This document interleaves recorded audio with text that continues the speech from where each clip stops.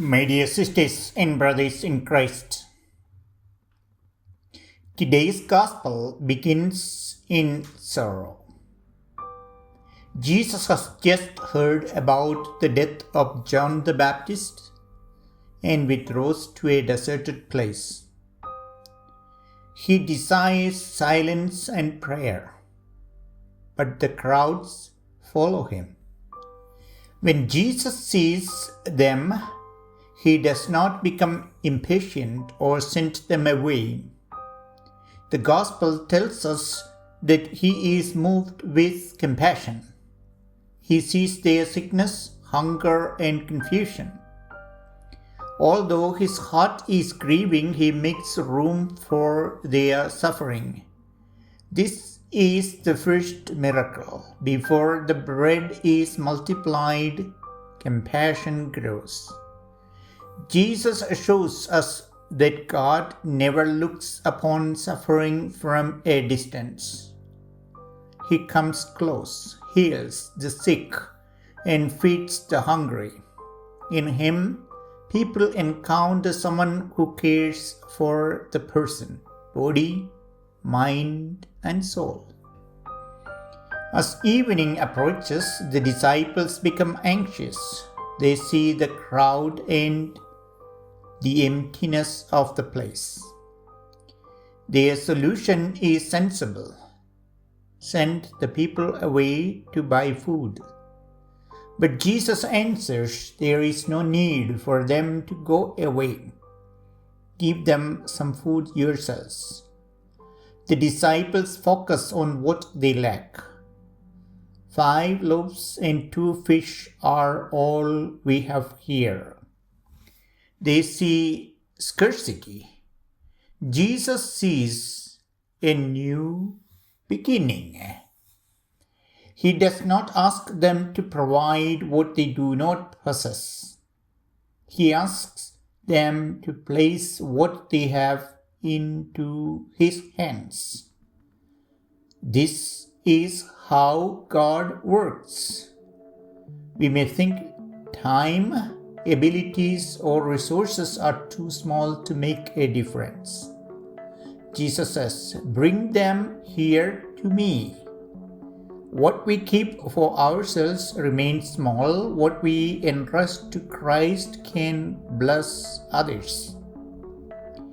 Jesus takes the loaves, looks up to heaven, blesses them, breaks them, and gives them to the disciples. These actions point us toward the Eucharist. At every Mass, Christ takes the gifts of bread and wine and gives us something greater, his body and blood, his life.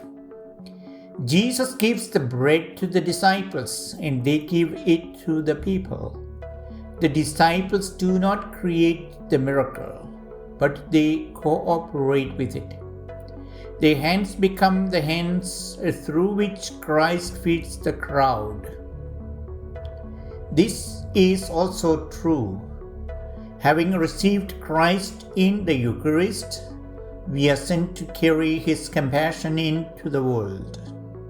The Eucharist is not only food for our consolation, it transforms us into people willing to serve, sacrifice, and share ourselves for the good of others. Everyone eats and is satisfied, and 12 baskets of fragments remain. God's generosity is abundant and overflowing. Yet this abundance should not make us careless. The disciples gather what remains because every gift of God is precious. The food on our tables, the people who love us, our health, faith, work, and time are gifts we take for granted. St. Augustine observed that the multiplication of the loaves continues in the fields whenever a few grains become a harvest. Because this happens gradually, We call it nature rather than miracle. Faith teaches us to see more deeply. Grace surrounds us in ordinary life. A prayer before meals renews our gratitude to God and reminds us of the hands that planted, harvested, transported, and prepared our food. My dear sisters and brothers in Christ, hunger is not only a lack of bread. People hunger for friendship, forgiveness, encouragement, dignity, and the assurance that they are loved. Someone may carry a burden that cannot be seen. We may not solve every problem, but we can refuse to spend people away. We can offer a listening ear, a visit, a meal, a word of hope, or a little of our time. Jesus tells us, give them something to eat. Today, we are those disciples. Let us bring him our 5 loaves and 2 fish, whatever gifts we have, and trust him with the result.